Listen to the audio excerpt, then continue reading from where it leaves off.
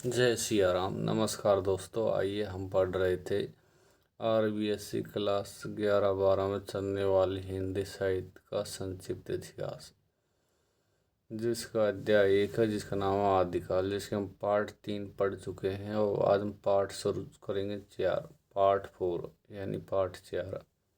आइए शुरू करते हैं।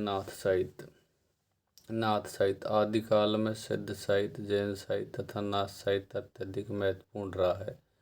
डॉक्टर हजारी प्रसाद द्विवेदी ने लिखा है, नाथ पंथ या नाथ संप्रदाय सिद्ध मत, सिद्ध मार्ग,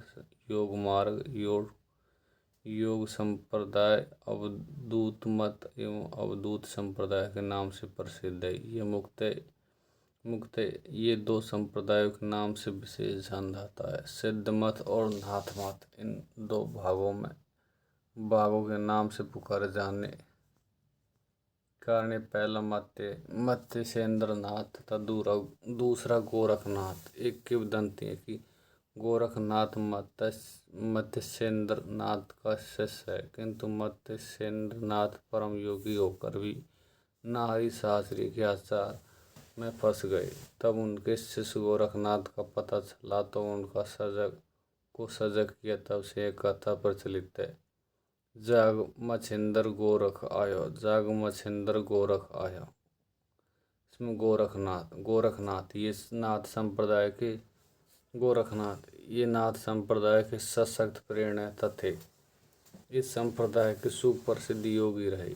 राहुल सांकृत्याय ने लिखा है कि इनका समय 845 ईस्वी माना जाता है। गोरखनाथ से पहले अनेक संप्रदाय हुए, किंतु उन सब का विलय हो गया। गोरखनाथ की रचनाओं में गुरु महिमा, इंद्रिय निग्रह, प्राण साधना, वैराग्य, मन साधना, कुंडलिनी जगाना, शून्य समाधि का वर्णन है। गोरखनाथ का हठ योग भक्ति काल में कबीर का हठ योग है। हठ योग का तात्पर्य है का अर्थ होता है सूर्य, ठे का अर्थ होता है चंद्रमा, अर्थात सूर्य चंद्रमा को जागृत करना। हठ योग में मन की शुद्धि पर विशेष ध्यान दिया जाता है। इनकी कृतियों में षट चक्रों पर विशेष ध्यान है। नौलख पात्री आगे नाचे, पीछे सहज अखाड़ा, ऐसे मन ले जोगी खेले, तब अंतरी बसे भंडारा। यह मत जगत को अमूर्त मानता है। अंजन माही निरंजन भेट्यो, तिलमुख भेट्या तेल, मूरत माही अमूरत परिस्या, भया निरंतर खेल। इनकी भाषा सिद्धों की भाषा थी, इसलिए नाथ संप्रदाय को बौद्ध धर्म के वज्रयान या सहजयान शाखा से निकला हुआ मानते हैं। चरपटनाथ ये गोरखनाथ के शिष्य थे, जो ब्राह्मण आडंबरों को रखने वाले साधुओं को फटकारते थे। एक सेती पटा, एक नील पटा, एक तिलक जनेऊ, एक लंबी जटा। ये जाति के ब्राह्मण होने के कारण बड़े आचार विचार वाले योगी थे, किंतु आडंबर और पाखंड के विरोधी थे। अगला है चौरंगीनाथ ये मत्स्येंद्र नाथ के शिष्य और गोरखनाथ के गुरु भाई थे। डॉक्टर हजारी प्रसाद द्विवेदी ने बताया कि पंजाब की लोक कलाओं में पूर्ण भगत की कथा की चर्चा रही। वे चौरंगीनाथ ही थे। ये पहुँचे हुए सिद्ध योगी थे। इनकी रचना प्राण सांकली है। क्या है प्राण सांकली? किसकी? चौरंगीनाथ की। अतः 13वीं शताब्दी में नाथ संप्रदाय का प्रचार तेज गति से हो। इन्होंने अपनी रचना शैली को उपदेश परक बनाकर संसार की माया और मोह का खंडन किया। इनका रहस्यवाद आगे चलकर कबीर के काव्य में प्रकट होता है। हिंदी साहित्य में नाथ संप्रदाय का प्रभाव इस प्रकार रहा है। बौद्ध धर्म के प्रचार को कम करना, ईश्वरवाद में आस्था का प्रचार करना, अंत साधना पर जोर देना, भारतीय मनोवृत्ति के अनुकूल आचरण कर जन जीवन में स्थान बनाना, योग क्रियाओं का समावेश कर के अनाचारी जीवन के प्रति वितृष्णा का भाव भरकर नाथों के जीवन को सदाचारी बनाना। डॉक्टर हजारी प्रसाद द्विवेदी के अनुसार नाथ संप्रदाय ने परवर्ती संतों के लिए सदाचरण प्रधान धर्म की पृष्ठभूमि तैयार कर दी। जिन संत साधकों की रचनाओं से हिंदी साहित्य गौरवान्वित है, उन्हें बहुत कुछ बनाई भूमि मिल गई। अगला है रासो साहित्य। आदिकाल में रासो ग्रंथ पर्याप्त मात्रा में मिलते हैं। इससे प्रतीत होता है कि हिंदी के प्रारंभिक काल में निरंतर एवं निर्बाध रूप से रासो लिखे गए। रासो शब्द की उत्पत्ति के संबंध में भिन्न विद्वानों में मत प्रचलित है। फ्रांसीसी इतिहासकार गार्सा द तासी ने रासो शब्द की उत्पत्ति राजसूय से मानी है। आचार्य रामचंद्र शुक्ल ने रसायन शब्द से मानते हैं। शुक्ल के अनुसार बीसलदेव रासो में रसायन शब्द बार बार आया है। नरोत्तम स्वामी ने रसिक शब्द से, आचार्य चंद्रवली पांडे ने एवं आचार्य हजारी प्रसिद्ध द्विवेदी ने संस्कृत के रासक शब्द से ही रासो की उत्पत्ति में बताई है। द्विवेदी ने कहा रासक वस्तुतः एक विशेष प्रकार का खेल या मनोरंजन है। रास में भी वही भाव है। वास्तव में रासो राजस्थानी भाषा डिगल में राजाश्रय कवि, विशेष रूप से चारण जाति के कवियों द्वारा युद्धों का चित्रण, वीरता के यशोगान को अतिशयोक्तिपूर्ण ढंग से धारा प्रवाह ओजस्वी भाषा शैली में लिखा गया काव्य है। आचार्य शुक्ल ने रासो ग्रंथ के आधार पर ही हिंदी साहित्य के प्रथम काल का नाम वीर गाथा काल के रूप में किया। वीर गाथा काल में प्राप्त रासो कृतियों में खुमाण रासो, अमीर रासो, बीसलदेव रासो, परमाल रासो, पृथ्वीराज रासो, विजयपाल रासो है। आइए पहला कवि खुमाण रासो। आदिकाल की इस रचना का समय 9वीं शताब्दी है। इसे चित्तौड़ नरेश खुमाण के समय समकालीन कवि दलपत विजय द्वारा रचित माना गया है, किंतु कुछ विद्वान इसे 17वीं शताब्दी में मानते हैं। इसमें 17वीं शताब्दी के राजा राज सिंह का भी वर्णन है, लेकिन 870 से 890 के समय बगदाद के धर्मगुरु खलीफा आल मामू के द्वारा चित्तौड़ पर आक्रमण किए गए आक्रमण का भी वर्णन है। इससे ऐसा लगता है कि 9वीं शताब्दी के बाद प्रक्षिप्त अंश बाद में जोड़े गए हैं। इसमें खुमान द्वारा खलीफा को परास्त करने का वर्णन है। वीर रथ के साथ साथ यह श्रृंगार की धारा भी वही। इसकी भाषा डिंगल है। किसकी? खुमान रासो की। संदेशा पिना साहिबा पाछो फिरिए न दे, पंछी खालिया पिंजरे छूटन रोशन दे। अगली है हमीर रासो। अमीर रासो कवि सारंगधर कृत हमीर रासो रणथंभौर के राव हमीर देव के शौर्य की गाथा है। इसका समय 13वीं शताब्दी बताया जाता है। अलाउद्दीन खिलजी द्वारा 1301 ईस्वी में रणथंभौर पर किए गए आक्रमण का वृत्तांत बताया जाता है। प्राकृत पेंगलम में इसके कुछ छंद मिलते हैं। इसकी कृति उपलब्ध नहीं है। किसकी? अमीर रासो, बीसलदेव रासो। इसकी कृति के रचयिता कवि नरपति नाल है। इसकी रचना कुछ विद्वानों ने विक्रम संवत 1272 मानी है, जिसका प्रमाण कृति में दिया गया है।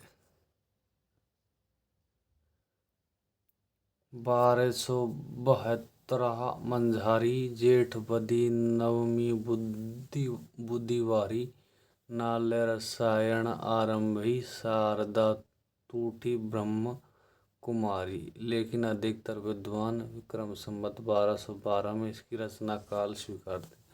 इसमें अजमेर के चौहान वंशीय राजा बिसलदेव का विवाह मालवा के राजा भोज परमार की पुत्री राजमती से हुआ, किंतु राजमती और बीसलदेव में आपसी संवाद के कारण बीसलदेव राजमती को छोड़कर उड़ीसा चला गया और वह 12 वर्ष तक वहीं रहा। इस कृति में राजमती की विरह गाथा है।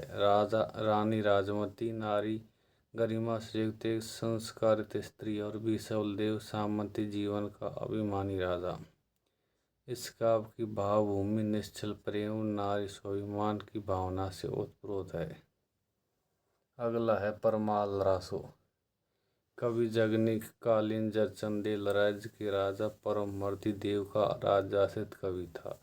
इसी के काल में बनाफर शाखा के दो क्षत्रिय वीर आला और उदल रहते थे। कौन शाखा के? बनाफर शाखा के। इन दोनों वीरों को युद्ध में वीरगति को प्राप्त होने पर जगनिक कवि ने अद्भुत शौर्य गाथा काव्य के रूप में लिखा। इसे आला खंड के नाम से भी जानते हैं। इसकी रचना 13वीं शताब्दी की मानी जाती है, किंतु इसकी प्रमाणिकता संदिग्ध है।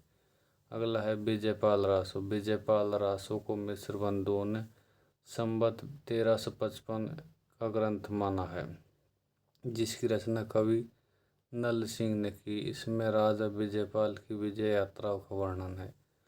कुछ विद्वानों ने इसे 16वीं शताब्दी की रचना मानते हैं। इसमें 42 छंद मिलते, किंतु कृति अपूर्ण है। अगला है पृथ्वीराज रासो। वीरगाथा की सुप्रसिद्ध रचना चंद्रवरदायी कृत पृथ्वीराज रासो एक विवादास्पद कृति है।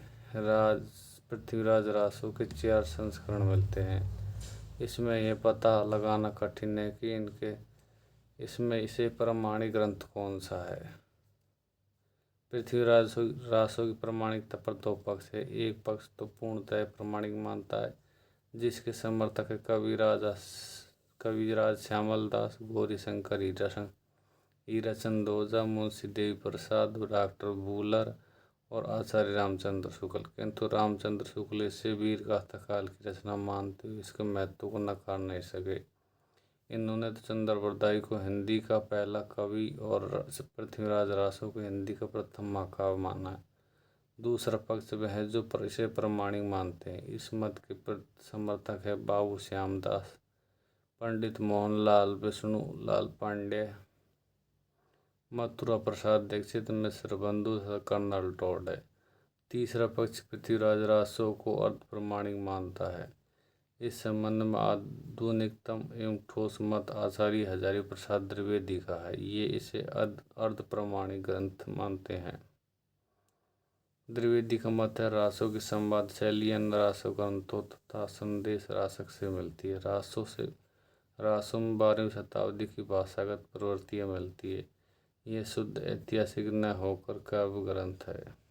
रासो में वे सर्व प्रमाणिक है जिनका प्रारंभ सुखी संवाद से होता है।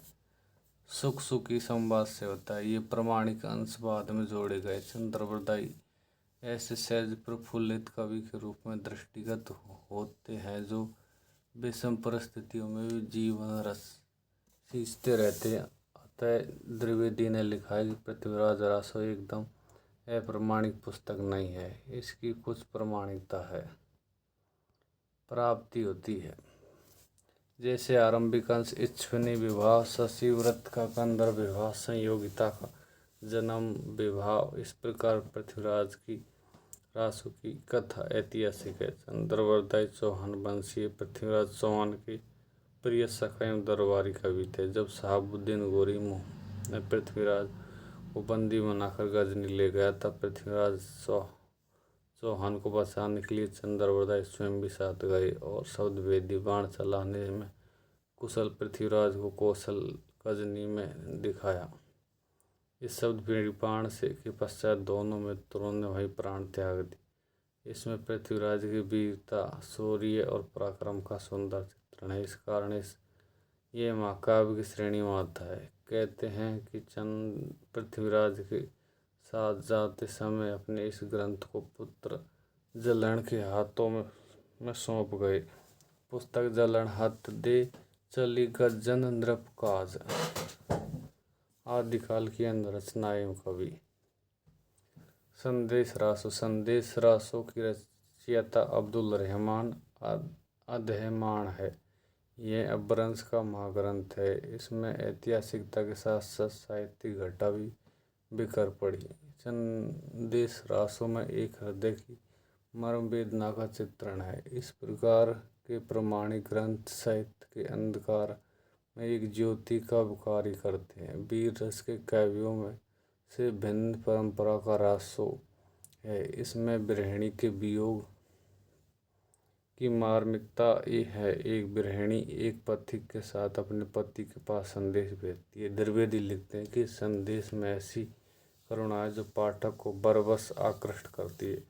इसमें कुल 216 छंद है। अगली है प्राकृत पेंगलम। प्राकृत पेंगलम इस ग्रंथ के संकलनकर्ता लक्ष्मीधर है। क्या संकलनकर्ता? इसमें आदिकालीन साहित्य का स्वरूप दिखाई देता है। इसमें विद्याधर, सारंगधर, जज्जल और बब्बर आदि कवियों की रचनाओं का संग्रह है। इसमें प्राकृत पेंगलम है। किस किस का? विद्याधर, सारंगधर, जज्जल और बब्बर आदि कवियों की रचनाओं का संग्रह है। विद्याधर काशी में कान कुंभज दरबार के एक बहुत ही कुशल और विद्वान मंत्री थे। यह जयचंद के विश्वास पात्र मंत्री थे। दूसरा महत्वपूर्ण कवि सारंगधर है। इन्होंने एक सुभाषित ग्रंथ की रचना की जो सारंगधर पद्धति के नाम से प्रसिद्ध है। शुक्ल जी ने इसी सारंगधर द्वारा रचित अमीर रासर की चर्चा की है। तीसरा महत्वपूर्ण जज्जल नाम कवि है। जज्जल वणई पद से राहुल जी ने इसे जज्जल कवि की रचना माना है। अमीर कज्जू जज्जल भणई कोहानल मुहम्मद जलेऊ। चौथा महत्वपूर्ण कवि बब्बर है। यह 11वीं शताब्दी का कवि है। यह राज कर्ण कलचुरी के दरबारी थे। इनका निवास स्थान त्रिपुरी था। इनका कोई विशिष्ट ग्रंथ नहीं मिलता। प्राकृत पेंगलम एक प्रमाणिक ग्रंथ है। इसलिए आदि काल हिंदी साहित्य की प्रवृत्ति का अध्ययन करने के लिए इसका अत्यधिक महत्व है। अगला है ढोला मारू। ढोला मारू रधुआ ये 11वीं शताब्दी की एक महत्वपूर्ण रचना है। कवि कुशललाभ द्वारा रचित राजस्थानी भाषा का एक प्रेम आख्यान काव्य है। इसमें ढोला नामक राजकुमार और मारवाणी नामक राजकुमारी की प्रेम कथा है। कछुआ वंश के राजा नल का पुत्र ढोला जिस समय 3 वर्ष का था और राजा पिंगल की कन्या मारवाण 1.5 वर्ष की थी, तब दोनों का विवाह हो गया। ढोला के युवा होने पर उसका विवाह मालवा की राजकुमारी मालवणी से हो जाता। मारवणी अथवा मारू डांडियो गांव में जाकर गीत गाने वाली एक प्रकार की जाति के साथ ढोला तक संदेश पहुंचाती। तब ढोला अपने मारू को लेने के लिए पुंगल देश जाता है। तब मारू से मिलन होता है। ढोला मारू रधुआ आज भी अत्यधिक लोकप्रिय है। यह श्रृंगार रस का काव्य है। इसमें भाव गंभीर राजस्थानी भाषा का परिष्कृत रूप देखने को मिलता है। साहित्य में यह उक्ति प्रचलित है। सोरठियो दूहो भलो भती मरवण री बात जोवण छाही धनी भली तारा छाही रात। अगली है खुसरो की पहेलियाँ। खुसरो का वास्तविक नाम अबुल हसन था। खुसरो इनका उपनाम था। इनका जन्म गांव पटियाली जिला अटा में हुआ। इनका समय गुलाम वंश से लेकर तुगलक वंश तक रहा। ये विनोदी स्वभाव, मिलनसार और उदार व्यक्ति थे।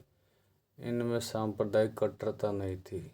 निजामुद्दीन औलिया इनके गुरु थे। इनके गुरु औलिया की मृत्यु के समाचार मिले तो उनकी कब्र के पास पहुँचे और कहा, गोरी सोवे सेज पर मुख पे डारे की चल खुसरो दर आपने रैन बही चौदेश।